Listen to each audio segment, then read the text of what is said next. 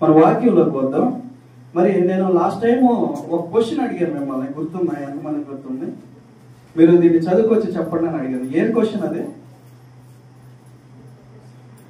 చెప్పండి. వారం అంతా ప్రయత్నం చేసి వచ్చే వారం చెప్పండి అని అడిగాను. ఎంతమంది గుర్తుంది? ఎవ్వరు గుర్తుపెట్టుకోలేనా? మరి సమాధానం వచ్చిందా మీకు? క్వశ్చన్ నేనే చెప్తా. యేసు ప్రభు ఒక చెట్టు దగ్గరికి వెళ్ళాడు. ఏం చెట్టు అది? అంజూరపు చెట్టు దగ్గరికి వెళ్ళాడు. అది పండ్ల కాలమా పండ్ల కాలం కాదా?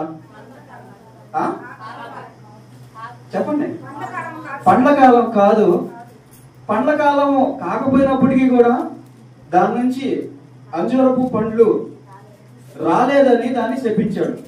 ఇది న్యాయమా అని అడిగాను నేను. అంతేనా అడిగింది? అంతేనా? ఏమ్మా ఎంతమంది గుర్తున్న చేతులు ఎట్టండి. అంతేనా? ముగ్గురు నలుగురికి నాకు ఎవరు గుర్తులేదా? మరి ఆన్సర్ ఏమైనా దొరికిందా మీకు? దొరికిన వాళ్ళు చేతులు ఎత్తండి. ఆన్సర్ దొరికిన వాళ్ళు చేతులు ఎత్తండి. సరే, ఇప్పుడు నేను ఆన్సర్ చెప్పేసాను అనుకో, మీరు ఇంకా బైబిల్ చదవడం మానేస్తారు. ఒక పని చేద్దాం. ఈరోజు ఏమనం? ఆదివారం. వచ్చే ఆదివారం కూడా పాస్టర్ గారు కానీ పంపిస్తే దానికి కానీ ఆన్సర్ రాసుకురండి. పేపర్లో, ఒక పేపర్లో, చిన్న పేపర్లో ఆన్సర్ రాసుకురండి. నాకు ఇచ్చేయండి ఆన్సర్. ఎంతమంది కరెక్ట్ ఆన్సర్ రాసుకొస్తే అంతమందికి నేను గిఫ్ట్లు తీసుకొస్తాను. సరేనా? ఏమ్మా దీనికి ఓకేనా? 2 వారాలు కానీ వారం కానీ మళ్ళీ సార్ ఎప్పుడు పంపిస్తాడో అప్పుడు ఎంతమంది ఆన్సర్లు రాసినా వాళ్ళందరికీ నేను గిఫ్ట్లు ఇస్తాను. సరేనా? ఈసారి ఆదివారం ప్రయత్నం చేయండి. మళ్ళీ అడుగుతున్నా, జాగ్రత్తగా గమనించిన క్వశ్చన్. యేసు ప్రభు పండ్ల కాలం కానటువంటి ఒక కాలంలో అంజూరం చెట్టు దగ్గరికి వెళ్ళాడు. రాసి పెట్టబడిన మాటలే నేను చెప్తున్నా. బైబిల్లో రాసి పెట్టబడినటువంటి మాటలే నేను చెప్తున్నా. కొత్తగా నేనేమి మాట్లాడట్లేదు. యాజ్ ఇట్ ఈజ్ లైన్స్ మాట్లాడుతున్నా, బైబిల్లో కనపడే లైన్స్. అయితే ఆయన ఆకలితో ఉన్నట్టుగా అక్కడ మనకు కనపడుతుంది. దాని నుంచి ఏం ఎక్స్పెక్ట్ చేశాడు? ఆయన పండ్లు ఎక్స్పెక్ట్ చేశాడు. కానీ అది పండ్ల కాలం కాదు. అప్పుడు దేవుడు దాన్ని శపించాడు. ఇలా ఎందుకు జరిగింది? దేవుడికి తెలియదా పండ్ల కాలం కాదని? దీనికి ఎక్స్ప్లెనేషన్ రాసుకురండి. సరేనా? మరి మన వాక్య సందేశంలోకి వెళ్దాము. ఈరోజు మనము మాట్లాడుకోబోయేటటువంటి వాక్యం ఏంటంటే, లైఫ్ అంతా అయిపోయిన తర్వాత ఆ చనిపోయే ముందు, 1 గంట ముందు, 2 గంటల ముందు, లేకపోతే ఒక రోజు ముందు మనము ఆ యొక్క జీవితాన్ని గురించి ఆలోచించినప్పుడు మనము మంచి జీవితాన్ని జీవించామా? ఇది ప్రశ్న. ఏంటి ప్రశ్న? మనం జీవించినటువంటి జీవితము మంచిదేనా? Is it satisfactory life? ఇది మనకి సంతోషకరమైనటువంటి జీవితమేనా? మనము ఓకే బాగా బతికాను నేను ఈ 60 సంవత్సరాలు, ఈ 70 సంవత్సరాలు, 80 సంవత్సరాలు, ఎలా బతుకుంటే మనము ఓకే బాగా బతికేమో అనుకోవాలి అనేటటువంటి వాటి గురించి మనము ఈరోజు ధ్యానం చేద్దాం. అయితే దీన్ని ధ్యానం చేసే ముందు కొన్ని విషయాలు నేను మీతో మాట్లాడాలనుకుంటున్నాను. ఆ విషయాలు ఏంటంటే, జనరల్ గా ఈ లోకాన్ని చూస్తున్నప్పుడు మనకేం కనిపిస్తారంటే, పెద్ద పెద్ద శాస్త్రవేత్తలు, పెద్ద పెద్ద వ్యాపారవేత్తలు కనిపిస్తుంటారు, పెద్ద పెద్ద రాజకీయ నాయకులు కనిపిస్తుంటారు, మంత్రులు, ముఖ్యమంత్రులు, ప్రధానమంత్రులు, వేరే వేరే దేశాల్లో ఆ పేరు పడినటువంటి వ్యక్తులు అందరూ కనిపిస్తూ ఉంటారు. కొంతమంది బాగా ధనము సంపాదించి పేరు ప్రతిష్టలు పొందినటువంటి వ్యక్తులు కనిపిస్తూ ఉంటారు. అప్పుడు వాళ్ళు చూసినప్పుడు మనకి ఏమనిపిస్తుంది అంటే, బాగా బతికాడు రా ఇతను. లేదా వాళ్ళు మరణించినప్పుడు వాళ్ళ గురించి అన్ని న్యూస్ ఛానల్స్ లోను, టీవీ ఛానల్స్ లోను, పత్రికల్లోను, ఇంకా సోషల్ మీడియాస్ లోను, ఫేస్బుక్ లోను, యూట్యూబ్ లోను, ఇట్లా రకరకాలైనటువంటి మాధ్యమాల్లో కనిపిస్తున్నప్పుడు మనము అది చూసినప్పుడు ఏమనిపిస్తుంది అంటే, ఇతను బాగా బతికాడు, ఇతను కరెక్ట్ గా బతికాడు, ఇతని లైఫ్ చూసినప్పుడు చాలా సాటిస్ఫాక్టరీగా ఉంది. ఇతను 40 సంవత్సరాలు బ్రతికినా, 50 సంవత్సరాలు బ్రతికినా, 70 సంవత్సరాలు బ్రతికినా, 80 సంవత్సరాలు బ్రతికితే ఇట్ట బతకాలి అనిపిస్తుంది. అయితే దేవుడి ప్రకారం ఎట్ట బతకాలి అనేది ఈరోజు మనం చూద్దాం. ఇది నిజమేనా? మనం అనుకునేటటువంటి ఈ ఆలోచన కరెక్టేనా? ఈ ఫేమస్ వ్యక్తులు, ఈ ప్రసిద్ధి చెందినటువంటి వ్యక్తులు, ఆ పేరు పొందినటువంటి వ్యక్తులు మరణించినప్పుడు ఆ మీడియాస్ లో ఆయన ఇది చేశాడు, ఆయన అది చేశాడు, పలానా రోజు పుట్టాడు, పలానా రోజు ఇక్కడ చదివాడు, పలానా రోజు అక్కడ చదివాడు, ఈ ఉద్యోగం చేశాడు, ఆ పదవుల్లో ఆయన ఉన్నాడు, ఇలా రకరకాలైనటువంటి ఆలోచనలు వాళ్ళు ఆయనకి సంబంధించినటువంటి విషయాలన్నీ కూడా చెప్తూ ఉంటారు. ఆ టీవీ ఛానల్స్ లో ఎంత పెద్ద పదవులు ఆయన పొందాడు, ఎంత పెద్ద ఇట్లాంటివన్నీ కనుక్కున్నాడు, ఇవన్నీ చూసినప్పుడు అరే ఇలా ఉంటే బాగుంటుందా, చూడండి ఆయన ఎట్లా అంత బాగా బతికాడు, మంచి మంచి పదవులు, మంచి చదువులు, మంచి ఉద్యోగాలు, ఆ దేశాలకు ఉపయోగపడేటటువంటివి, ఇలా ఆలోచిస్తూ చూస్తూ ఉన్నప్పుడు మనకి ఏమనిపిస్తుంది అంటే ఒక్కనైనా ఇలాగ తయారు చేయాలి ఇంట్లో అనిపిస్తుంది. కానీ బైబిల్ ఏం చెప్తుంది అనేటటువంటి విషయాన్ని ఈ రోజు మనము ధ్యానం చేయడానికి ప్రయత్నిద్దాం. నిజంగా అందరూ అలాగే బ్రతికి పరలోకానికి రావాలని బైబిల్ చెప్తుందా, లేకపోతే ఇంకేదైనా చెప్తుందా? దేవుడికి ఇష్టమైనటువంటి బ్రతుకు ఏది, దేవుడికి నచ్చేటటువంటి బ్రతుకు ఏది, ఆ దేవుడు తన హృదయంలో వీడి జీవితం బాగుంది, వీడి జీవితాన్ని నేను అనుకున్నట్టుగా వీడు జీవించాడు అని అనుకునేటటువంటి ఒక రోజు వస్తుంది కదా. మరి దేవుడు నిజంగా ఇలా బ్రతికేటటువంటి వాళ్ళనే ఇష్టపడతాడా, ఇలా బ్రతికేటటువంటి వాళ్ళనే ఆయన నచ్చుతాడా అనేటటువంటి విషయాన్ని గురించి మనం ధ్యానం చేద్దాము. అయితే ముందుగా కొన్ని విషయాలను మనము పరిచయం చేసుకున్నాము. దయచేసి బైబిల్ గ్రంథం ఉన్నటువంటి వారు ప్రతి ఒక్కరు కూడా ఓపెన్ చేసి మనం ఇప్పుడు ధ్యానం చేసేటటువంటి ప్రతి వచనం కూడా గమనిస్తూ ఉన్నాడు. గలతీయులకు రాసిన పత్రిక 1వ అధ్యాయము 10వ వచనం ఒకసారి చూస్తారండి.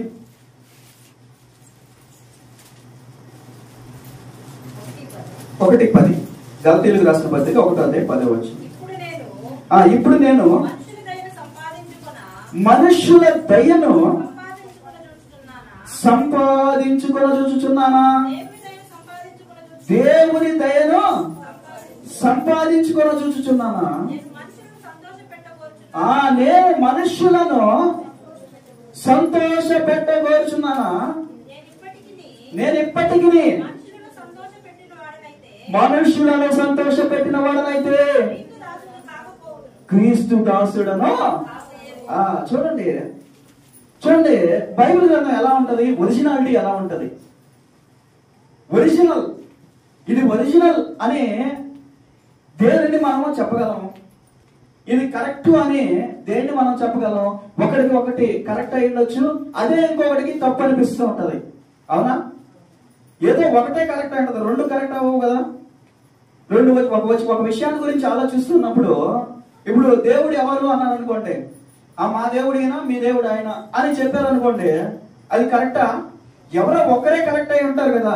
ఈ దేవుడు ఆ దేవుడు ఎవరో ఒకరే ఉంటారు. దేవుడు అంటే ఇంతమంది ఉంటారు కదా.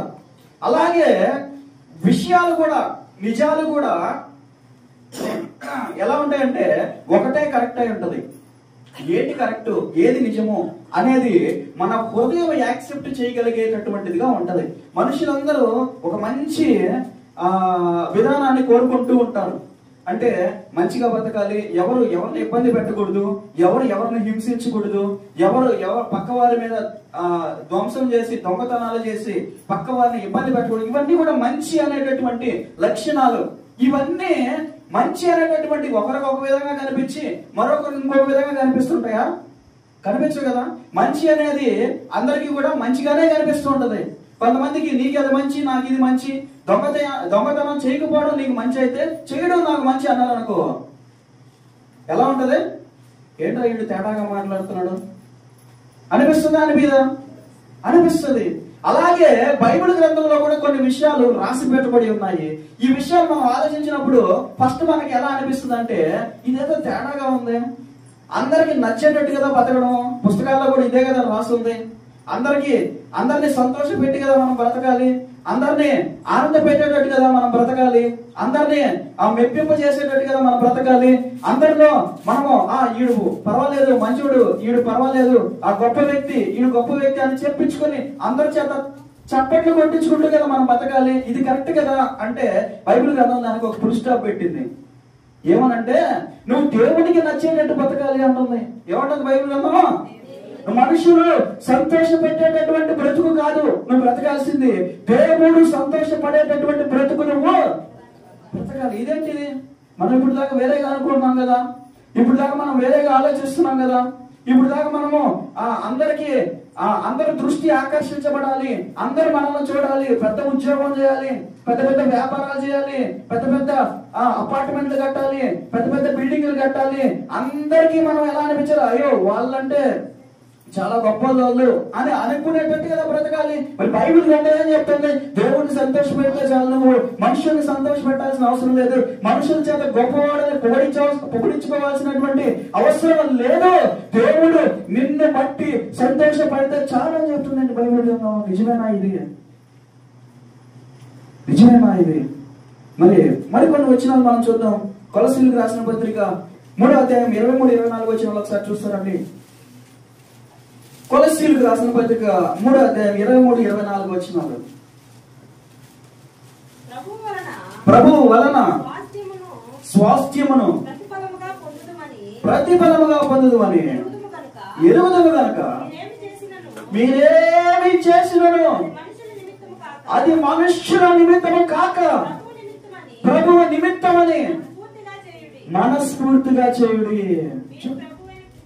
చాలండి చూడండి, ముందు మీరు కార్యం కనుక చేయాలనుకుంటే ఎంతమంది మనుషులు ఇంప్రెస్ అవుతారు దీనివల్ల, ఎంతమంది మనుషులు దీనివల్ల ఇంప్రెస్ అయ్యి నాకు గొప్ప పేరు వస్తుంది, ఎంతమంది మనుషులు మన వైపుకి వచ్చేస్తారు అనేటటువంటి ఆలోచనతో కనుక మొదలు పెట్టినట్లయితే అది దేవుడికి ఇష్టం లేనటువంటి.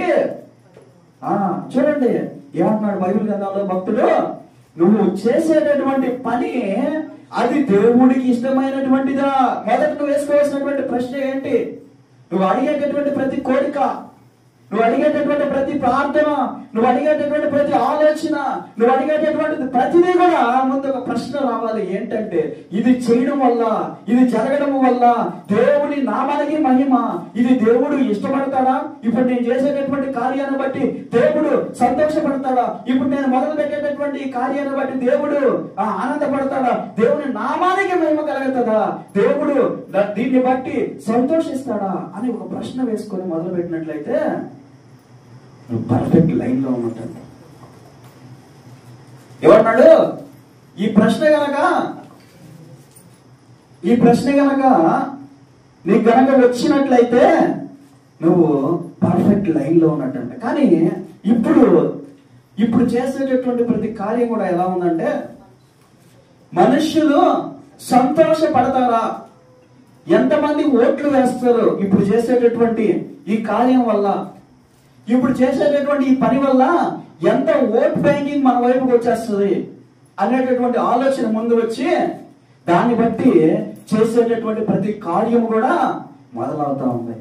ఏ వర్గానికి మంచి జరుగుతుంది ఇప్పుడు చేసే కార్యము? ఏ వర్గంలో ఉండేటటువంటి వారు బెనిఫిట్స్ పొందుతున్నారు ఈ కార్యం వల్ల? ఏ వర్గంలో ఉండేటటువంటి వారు మన వైపు తిరగబడతారు ఈ కార్యం వల్ల?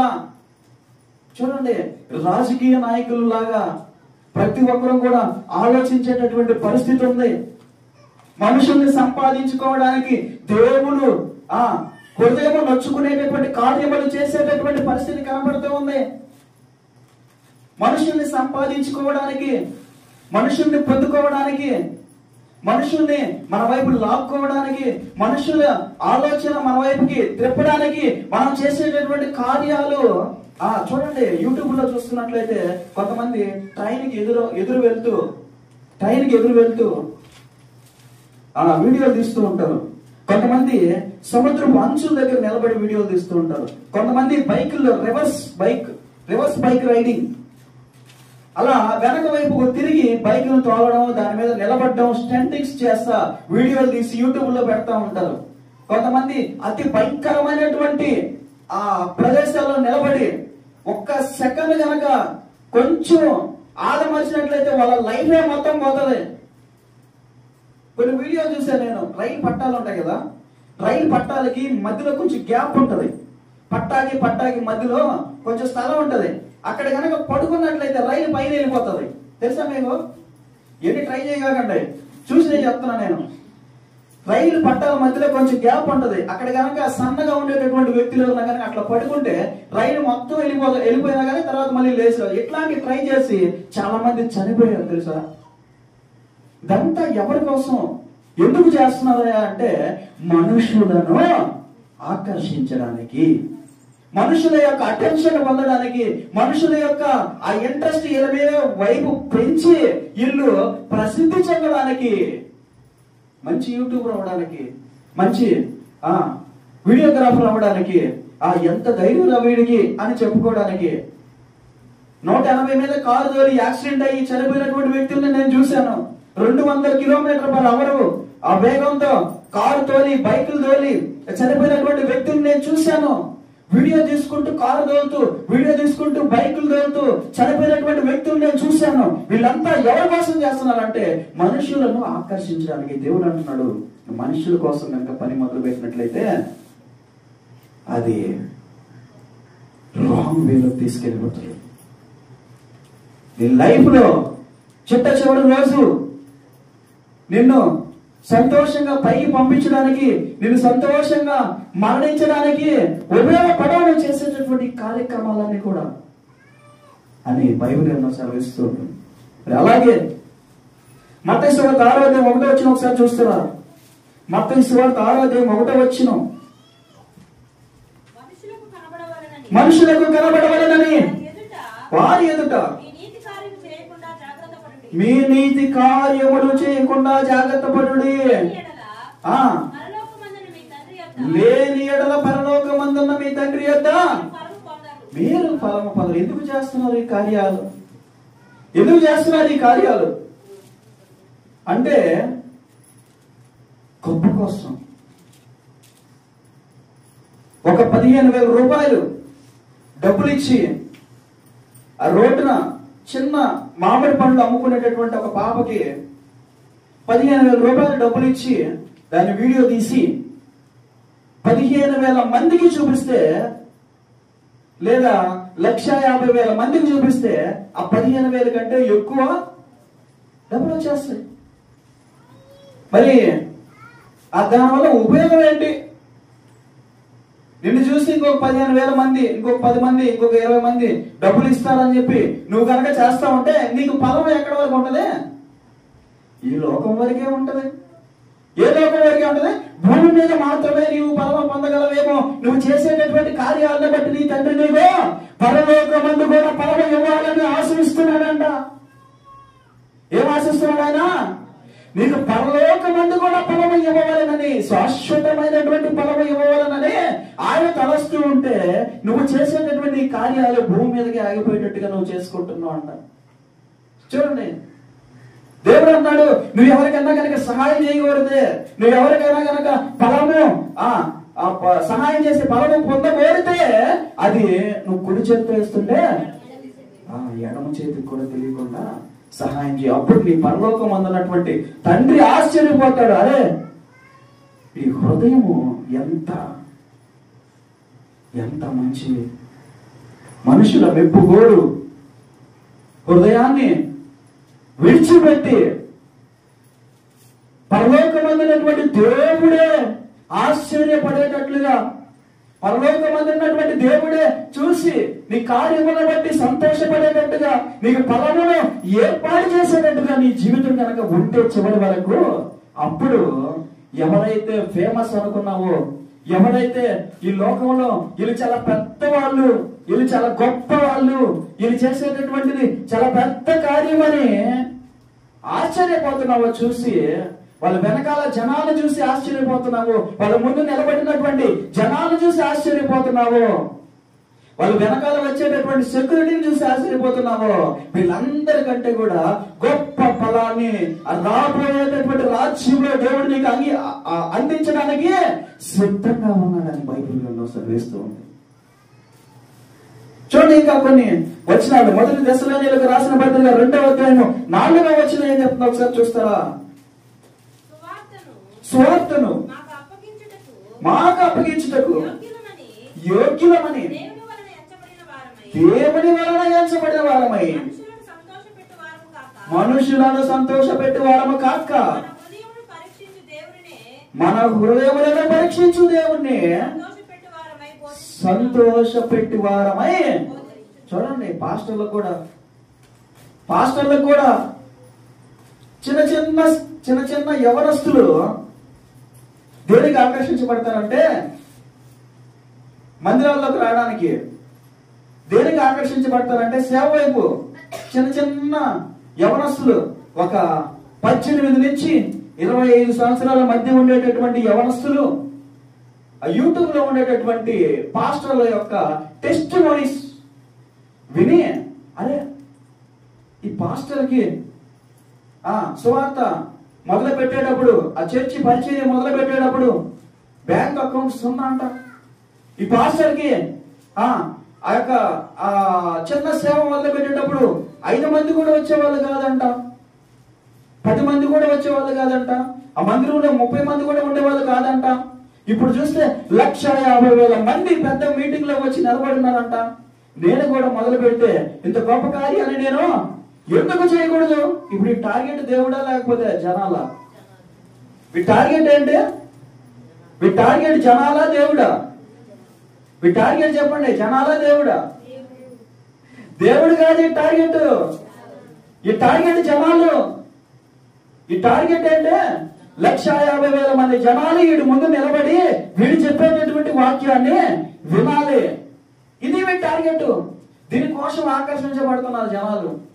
మనుషుల కోసం ఆకర్షించబడుతున్నారు జనాలు. దేవుడి కోసం ఆకర్షించబడినట్లయితే నిన్ను దేవుడు నడిపిస్తాడు. దేవుడు మాట కోసం కనుక ఆకర్షించబడినట్లయితే అసలు నేను దేనికి దేవుడు భూమి మీదకి తీసుకొచ్చాడు ఫస్ట్ అది కదా నువ్వు తెలుసుకోవాల్సిందే. నువ్వు ఎవరినో చూసి ఇన్ఫ్లుయెన్స్ అయిపోయి, ఎవరినో చూసి నేను అలా అయిపోవాలి, నేను ఇలా అయిపోవాలి, నేను ఇంకొకటి అయిపోవాలి, అలా అయిపోవాలి, గంటకొకటి మార్పు, గంటకొక మార్పు, గంటకొకసారి మారిపోతున్నటువంటి యువతకి ఈ మధ్యాహ్న సమయంలో దేవుడు హెచ్చరిస్తున్నటువంటి హెచ్చరిక ఏంటో తెలుసా? అసలు నువ్వు ఏమై ఉన్నావో దేవుడిలో ముందు అది కనుక్కో.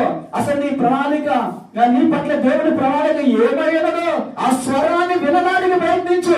దేవుడు నేను నిజంగా జనాల కోసం కనుక వాడుకుంటున్నట్లయితే ఆయనే వైపు నిన్ను నిలబెట్టడానికి సమర్థుడైనటువంటి దేవుడైనా. నువ్వు అడుక్కోవాల్సిన అవసరం లేదు. డబ్బులు ఫోన్ పేరు పెట్టి అడుక్కోవాల్సిన అవసరం లేదు. జీపేలు పెట్టి అడుక్కోవాల్సిన అవసరం లేదు. భిక్ష పెట్టి వాడు కాదైనా నిలబెట్టడానికి సమర్థవంతుడైనటువంటి దేవుడైనా. నీ దగ్గర డబ్బులు లేకపోయినా నేను నిలబెడతాడు. నీ దగ్గర ఉద్యోగం లేకపోయినా నేను నిలబెడతాడు. నీకు చదువు రాకపోయినా నేను నిలబెడతాడు. నీకు ఉన్నటువంటి ఆలోచన, నీకు ఉన్నటువంటి జ్ఞానం, నీకు ఉన్నటువంటి తలంపులు సమస్తము కూడా ఆయన యొద్ద నుంచి నడిపించబడతాయి నీ ద్వారా. అప్పుడు నువ్వు ఎవరై ఉన్నావు దాన్ని వెతుకు. నా ప్రియ సహోదరుడు, ఈ మధ్యాహ్న కాల సమయంలో దేవుడికి ఇష్టానుసారంగా బ్రతకడానికి ప్రయత్నిస్తూ ఉంటే, దేవుడికి నచ్చేటట్లు కనుక మనం బ్రతకడానికి ప్రయత్నిస్తూ ఉంటే, దేవుడి యొక్క ఆలోచన చెప్పిన కనుక మనం నడవడానికి ప్రయత్నిస్తూ ఉంటే, ఆ చనిపోయే చివరి ముందు రోజు నిన్ను బట్టి ఈ ప్రపంచమంతా సంతోషించకపోయినా, నిన్ను బట్టి ఈ ప్రపంచమంతా ఆనందపడకపోయినా, నిన్ను బట్టి ఈ ప్రపంచమంతా ఒక దొంగని ముద్ర వేసిన, నిన్ను బట్టి ఒక హంతకుడని ముద్ర వేసిన, నిన్ను బట్టి ఒక వ్యభిచారి అని ముద్ర వేసిన, నిన్ను బట్టి పనికి మారినాడు వీడు చనిపోయాడు, చచ్చాడురా, కుక్క చావు చచ్చాడురా అని నీ మీద ముద్ర వేసిన, ఇదిగో పరలోకమందున్నటువంటి సైన్య సమూహములకు అధిపతి అయినటువంటి సైన్యములకు అధిపతి అయినటువంటి యెహోవా ఎదుట నీకు గొప్ప గౌరవం దక్కుతుంది. శాశ్వతమైనటువంటి రాజ్యములో, శాశ్వతమైనటువంటి ఆ సింహాసనం ఎదుట నిన్ను బట్టి దేవుడు దేవదూతలు సంతోషించేటటువంటి ఆ శాశ్వతమైనటువంటి రోజు ఒకటి వస్తుంది. అప్పుడు సిగ్గుపడి నిన్ను చూసి ఎవరైతే తక్కువగా మాట్లాడారో, నిన్ను చూసి ఎవరైతే వ్యంగ్యంగా మాట్లాడారో, నిన్ను చూసి ఎవరైతే ఆ వీడు పనికి రానటువంటి వాడు దొంగ, వ్యభిచారి, హంతకుడని ముద్ర వేశారో వాళ్ళు నిన్ను చూసి సిగ్గుతో తలదించుకునేటటువంటి ఒక రోజు రాబోతుంది అని దేవుడు ఈ మధ్యాహ్న కాల సమయంలో హెచ్చరిస్తూ ఉన్నాడు. మరికొన్ని వచనాలు మనం చూడటం ఉంది.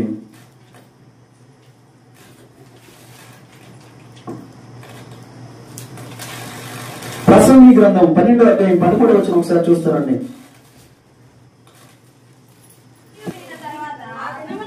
ఆ దినమున 12వ అధ్యాయం చదువుతున్నానే, 12వ అధ్యాయం 13వ వచనం. ఇదంతయో వినిన తర్వాత తేలిన ఫలిత అర్థం ఇదే,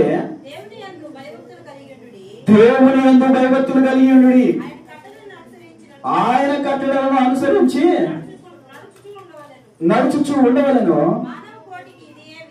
మానవ కోటికి ఇది ఏ విధి. చూడండి ఏం చెప్తున్నాడు లాస్ట్ కి. మీ ఆలోచన గొప్ప కాదు, మీరు ఏర్పాటు చేసేటటువంటి ప్లాన్స్ అవి ఫెయిల్ అయిపోతాయి. మీరు కట్టేటటువంటి కట్టడాలు ఫెయిల్ అయిపోతాయి. మీరు సంపాదించినటువంటి డబ్బు అది నిలబడదు. మీరు అందించినటువంటి సమస్త సంపద కూడా ఏదో ఒక రోజు జీరోకి వచ్చేటటువంటి అవకాశం ఉంది.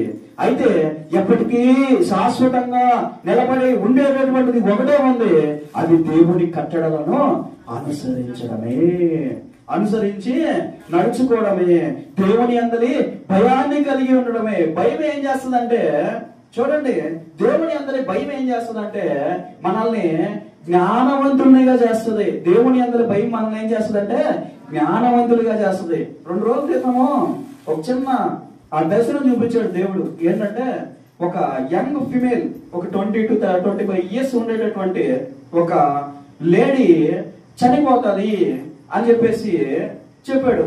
2 రోజుల నుంచి ఎవరు చనిపోతారబ్బా అని చెప్పేసి ఆ టెన్షన్, ఎవరు చనిపోతారు, తెలిసిన వాళ్ళు చనిపోతారా, తెలియని వాళ్ళు చనిపోతారా, లేకపోతే ఇంకెవరన్నా చనిపోతారా అని చెప్పేసి ఆలోచిస్తూ ప్రార్థన చేసుకుంటూ ఉంటే నిన్న మధ్యాహ్నము ఒక శవం దొరికింది రాంపు కాలంలో. 20 నుంచి 25 సంవత్సరాల మధ్య ఉండేటటువంటి ఒక మ్యారీడ్ లేడీ. ఆమె ఆ కాలంలో పడిపోయి, పెరమన గ్రామానికి చెందినటువంటి ఆమె అనుకుంటాం, ఆ కాలంలో పడిపోయి అక్కడ దొరకడం జరిగింది. ఆ తర్వాత చూసి కొంచెం బాధపడాము. ఎందుకు చనిపోయింది ఏంటి వివరాలన్నీ కూడా తెలియదు ఇంకా కూడా. అది పోలీసులు ఎంక్వైరీ చేస్తున్నారు.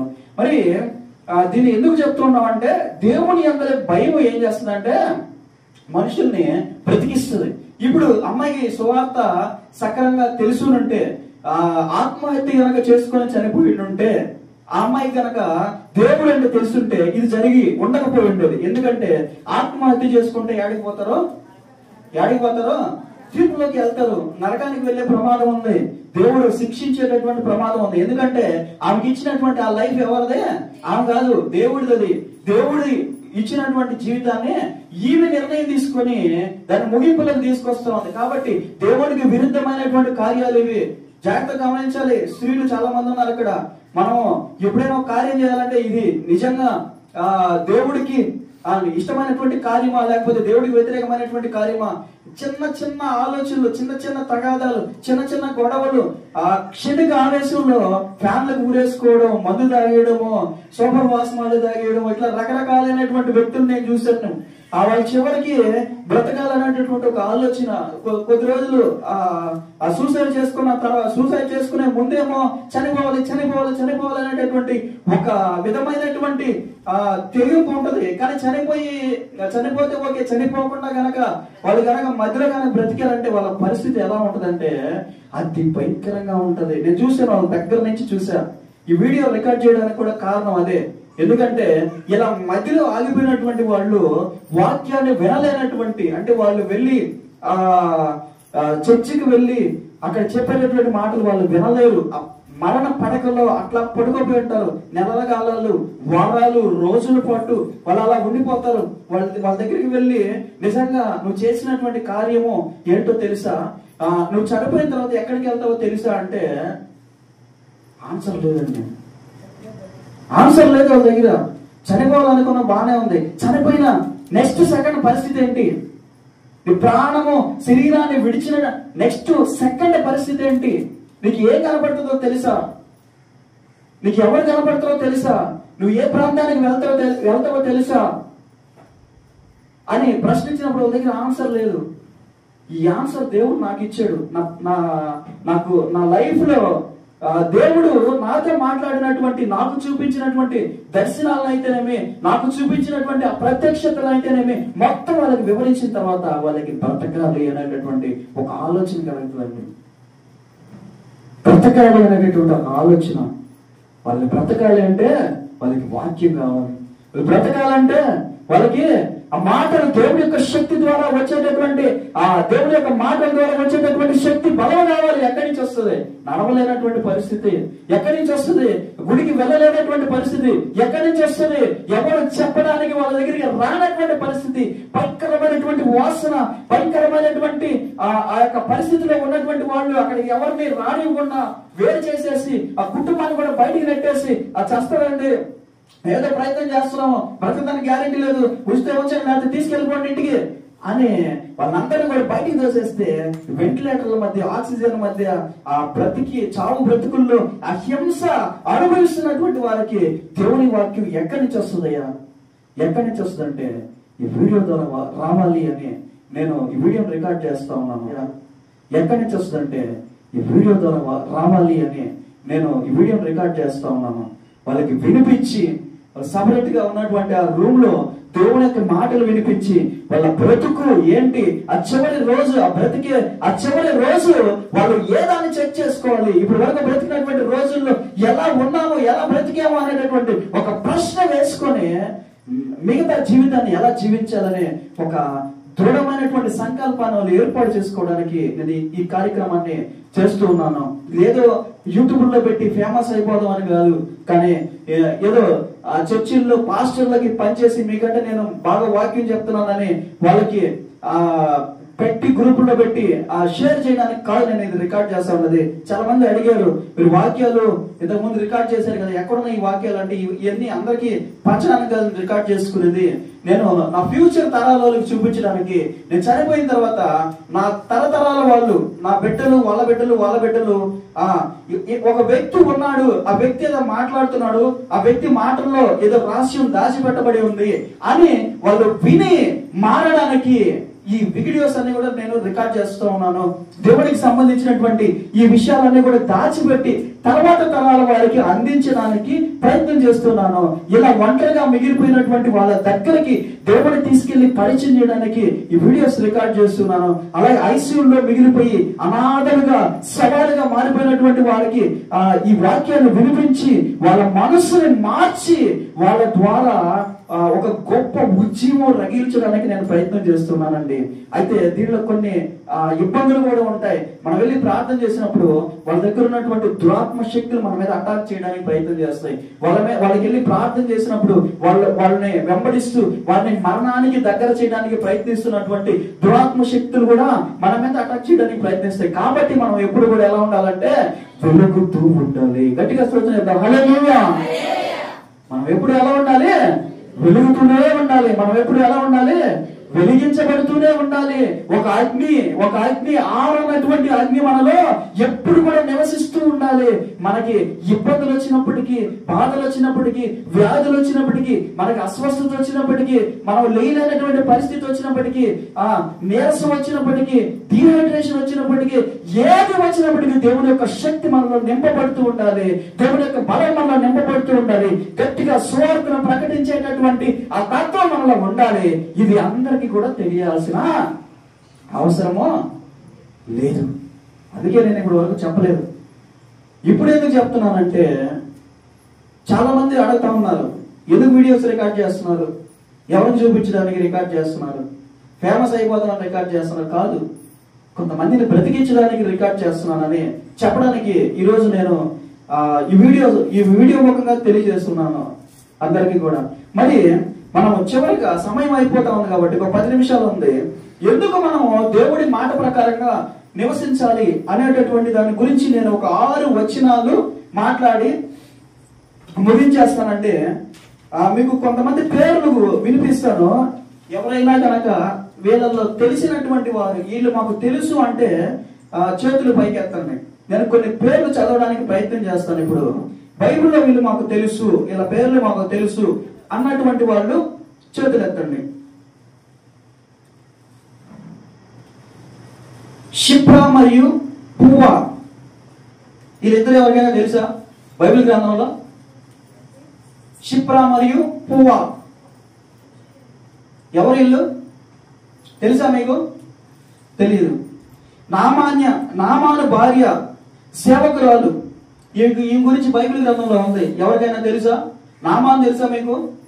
కుష్ఠ వ్యాధి నయం చేయించుకున్నటువంటి నామాన్ తెలుసా? ఆయన భార్యకి ఒక సేవకురాలు ఉంది. ఆ గురించి తెలుసా? తెలీదు. తర్వాత ఎబెద్ మరియు మెలెక్, వీళ్ళిద్దరు తెలుసా? తెలీదు. అలాగే జాబేజ్ అనేటటువంటి ఒక వ్యక్తి ఉన్నారు, తెలుసా? జాబేజ్ తెలీదు బైబిల్ గ్రంథంలో. అలాగే బెజలేల్ అనేటటువంటి ఒక కళాకారుడు ఉన్నాడు, తెలుసా?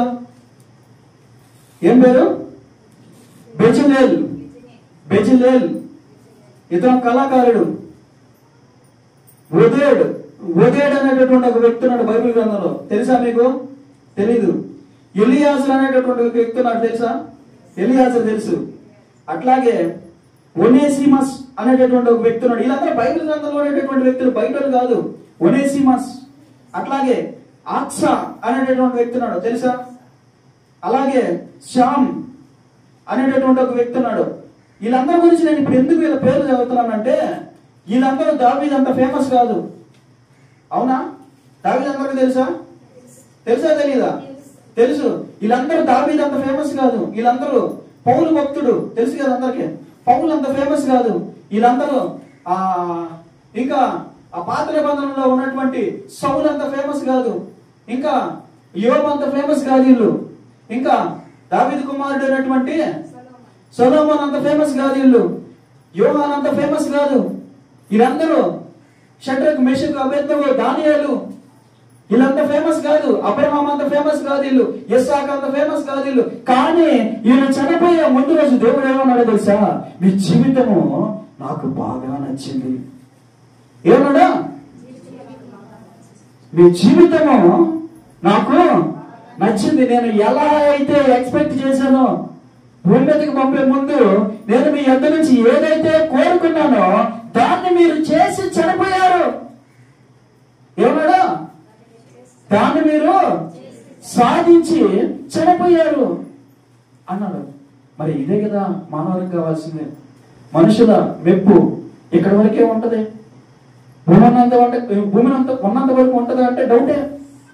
ఎవరో వెరీ రేర్ కొంతమంది భూమి గుండ్రంగా ఉందని కనుక్కున్నటువంటి వాళ్ళు, ఆ సముద్రాల గురించి మాట్లాడినటువంటి వాళ్ళు, భూమికి ఆకర్షణ శక్తి ఉందని చెప్పినటువంటి వాళ్ళు, ఆ విమానాన్ని కనుక్కున్నటువంటి వాళ్ళు, ఆ హెలికాప్టర్ కనుక్కున్నటువంటి, ఇలా కొంతమంది ఉన్నారు కదా. వాళ్ళు ఏదో వేళ్ల మీద ఉన్న వాళ్ళ పేర్లు వాళ్ళు మాత్రమే గుర్తుంటారు. వాళ్ళు కూడా ఎన్ని సంవత్సరాలు గుర్తుంటారో తెలియదు. పెద్ద ప్రళయం వచ్చి ఉన్నటువంటి రికార్డ్స్ అన్ని పోయాయి అనుకో, భూమి మీద ఇలా పేర్లు కూడా తుడిచివేయబడతాయి. కానీ దేవుడు అన్నాడు, నేను గనక నీ జీవితాన్ని గనక నాకు చెప్పినట్టు గనక, నేను చెప్పినట్టు గనక నువ్వు గనక జీవించగలిగితే యుగ యుగాల పాటు నేను నీకు నీ నామాన్ని నేను మహిమపరుస్తాను.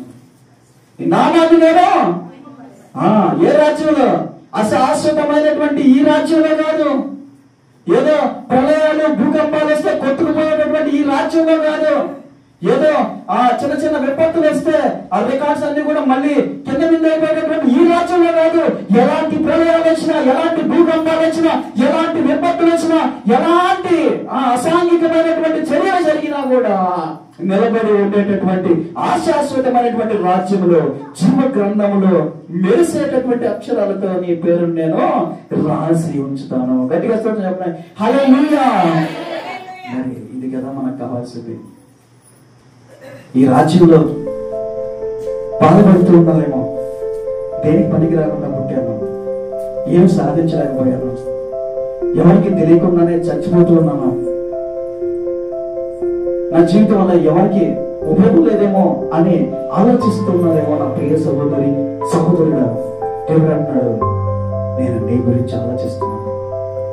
ఇదిగో యావత్ ప్రపంచాన్ని సృష్టించినటువంటి, రాజ్యాలను నిర్మించినటువంటి దేవుడు, భూమి ఆకాశములను నిర్మించినటువంటి దేవుడు, అంతుబట్టని నక్షత్ర రాశులను ఏర్పాటు చేసినటువంటి దేవుడు ఒక్క సెకండ్ నిన్న గురించి ఆలోచిస్తున్నారు అంటే నువ్వు ఎంత ఫేమస్ తెలుసా?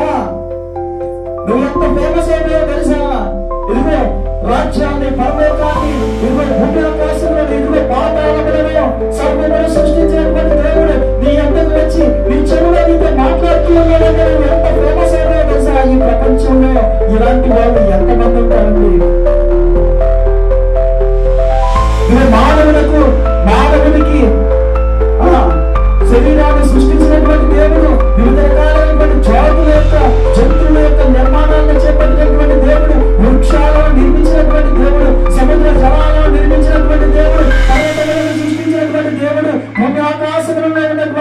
వివిధ రాష్ట్రాలను నిర్మించినటువంటి దేవుడు నీ దగ్గరకు వచ్చి నీ చెవులో నీకు ఒక రహస్యాల గురించి చెప్పడానికి సిద్ధమయ్యి నీతో మాట్లాడడానికి, నీతో ముచ్చరించడానికి, నీతో నడవడానికి, నిన్ను ప్రేమించడానికి సిద్ధమయ్యాడంటే నువ్వు ఎంత ఫేమస్ అని తెలుసు.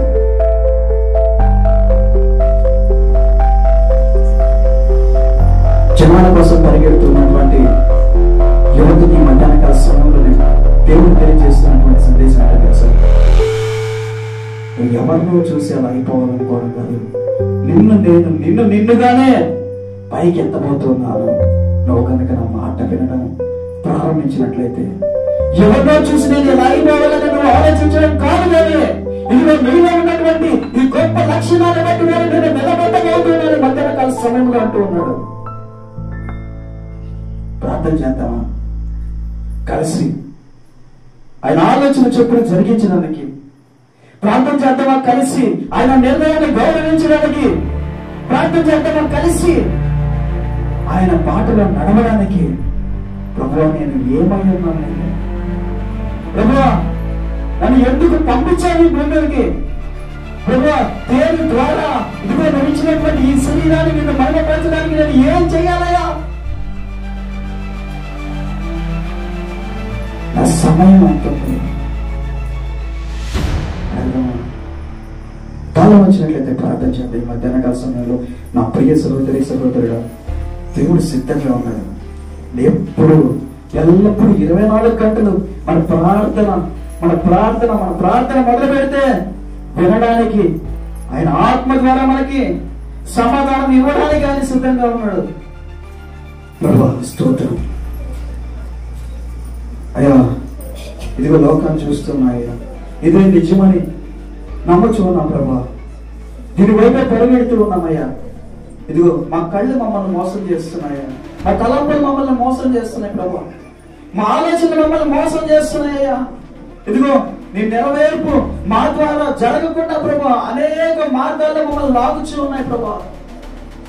ఇదిగో నేను కంటితో చూసి దానికి ఆకర్షితులు అవుతున్నానేమో ప్రభా.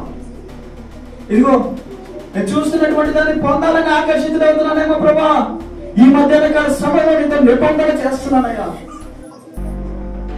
నువ్వు నాకు చెప్పినటువంటి మాట, నువ్వు నాకు చెప్పి పంపినటువంటి ఆ సందేశం, నాకు చెప్పి పంపినటువంటి ఆ నిర్ణయమా ఇదిగో నా శరీరం ద్వారా జరిగించబడినట్లుగా సహాయం దయచే ప్రభా.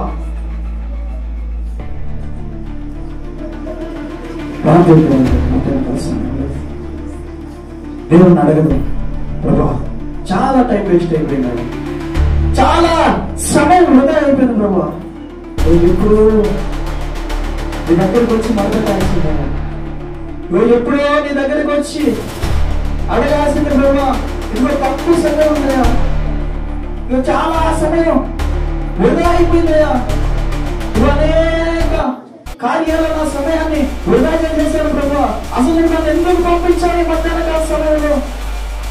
అసలు నువ్వు నన్ను ఎందుకు వాడుకోవాలని చూస్తున్నావు? నా ద్వారా నీ నామానికి ఏ విధంగా మహిమ కలగాలని నువ్వు ఏర్పాటు చేసి ఉన్నావు ప్రభా. నాకు తెలియచేయ్యా. మట్టి హృదయం కదయ్యా, జ్ఞానం లేనటువంటి శరీరం కదయ్యా ప్రభా. ఇదిగో సమాజం ద్వారా సగం చెడిపోయా ప్రభా. ఇదిగో సమాజంలో ఉన్నటువంటి అనేకమైనటువంటి కార్యాలలో మేము పాల్పొందడం వల్ల ఇదిగో నాయన చెడిపోతూ ఉన్నాం ప్రభా. మీరు మాకు సహాయం అందించండి, మీరు మాకు బలమైన నేర్పండి ప్రభా, మీరు మాకు జ్ఞానమును దయచేయండి అయ్యా, మీరు మాకు ఇదిగోనైనా నిర్దేశాలను సూచించండి ప్రభా.